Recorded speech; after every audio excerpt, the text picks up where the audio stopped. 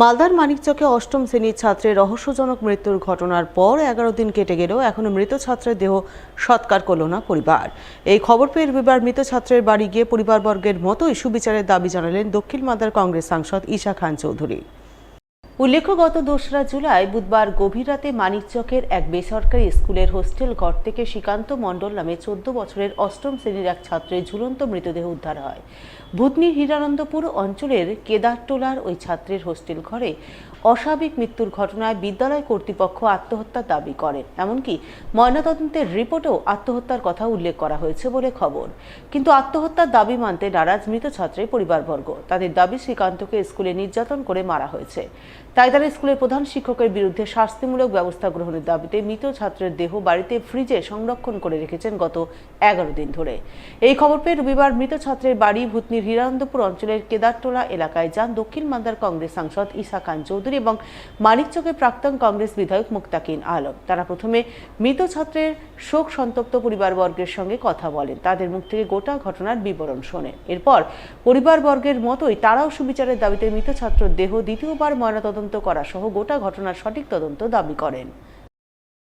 আমরা শুনতে পেরেছি মা বাবা সন্তুষ্ট নেই যে তদন্ত হয়েছে।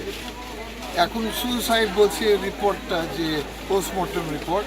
আমাদের দাবি হচ্ছে যে আর একটা রিমেডিকেল হোক, আর একটা পোস্টমর্টম সেকেন্ড টাইম হোক, নাহলে আমরাও তো সন্তুষ্ট হচ্ছে না। কারণ 14 বছরের ছেলে কি করে সুসাইড করে, কোনো জবাব নেই, কোনো মিনিং নেই, কোনো কারণ দেখাচ্ছে না স্কুল, খালি বলছে। তো কী করে হলো? আমরা একটা ভালো তদন্ত চাই। এটা পরিবারের দাবি, এটা এখানকার গ্রামবাসীর দাবি যে আমাদের 14 বছর ছেলে প্রাণ হারিয়ে ফেলেছে। আমরা সঠিক তদন্ত চাই। মালদার ইংরেজ বাজারের লক্ষ্মীপুরের তৃণমূল কর্মী আবুল কালাম আজাদ খুনকাণ্ডের ঘটনায় নিহতর বাড়ি গিয়ে একের পর এক বিস্ফোরক বক্তব্য রাখলেন মানিকচকের তৃণমূল বিধায়ক সাবিত্রী মিত্র। তিনি খুনকাণ্ডের ঘটনায় মূল অভিযুক্ত তৃণমূলের গ্রাম পঞ্চায়েত সদস্য মাইনুল শেখ সহ তার দলবলের বিরুদ্ধে কঠোর শাস্তিমূলক ব্যবস্থা গ্রহণের দাবি জানালেন। গোটা ঘটনায় শেষ দেখে ছাড়ার হুঁশিয়ারি দিলেন তিনি।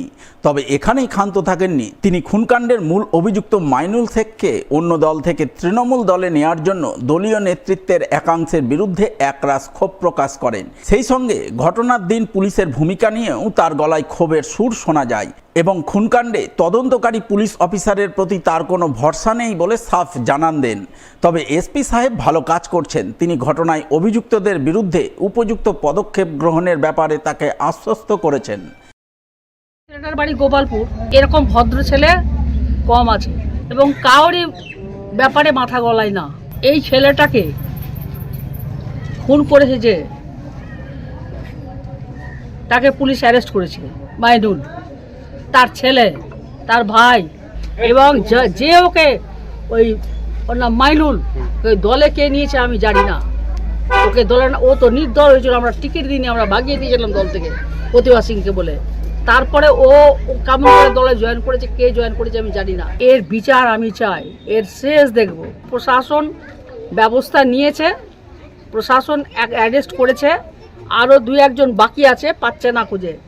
পাওয়া তো যাবেই, সবাই যাবে কোথায়? আর বংশী দিয়ে খুঁজে বার করবে পুলিশ। এবং আমরা এই কেসটাতে মেজবাবু দায়িত্ব নিয়ে কাজ করছেন, কারণ এই আয়ের প্রতি আমার কোনো ভরসা নেই। পুলিশ কাজ করছে, ভালো কাজ করছে। এসপি সাহেব ভালো কাজ করেছেন। এসপি সাহেব বলেছেন যে আমি এদেরকে অ্যারেস্ট করেছি এবং এই কেসটা আমি হ্যান্ডেল করছি, আপনি চিন্তা করবেন না। কিন্তু এর শেষ আমরা দেখতে চাই, এই ব্যাপারে আমি ছাড়বো না। আমি পার্টিকেও কালকে জানিয়েছি, আমাকে রাখেন বা না রাখেন, এটা part of the story, but আমি ন্যায়ের পক্ষে থাকবো।